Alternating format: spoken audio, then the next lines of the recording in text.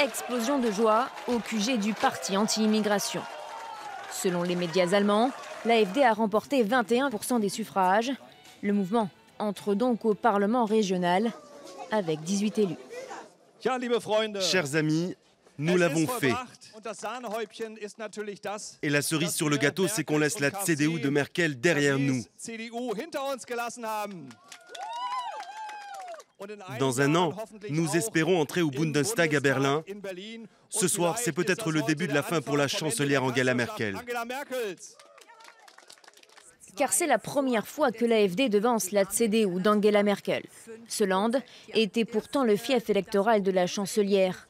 Mais à un an des législatives, l'Union chrétienne-démocrate doit se contenter de la 3e place, avec moins de 20% des suffrages.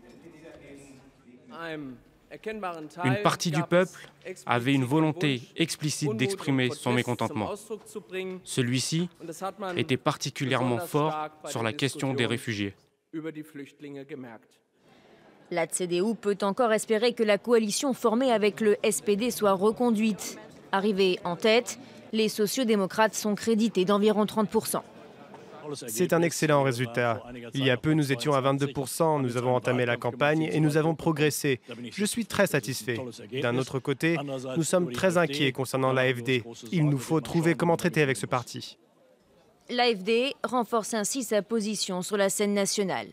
Le parti est déjà représenté dans la moitié des 16 Länder.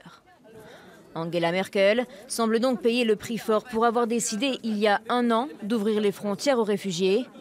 L'AfD avait construit sa campagne sur ce thème.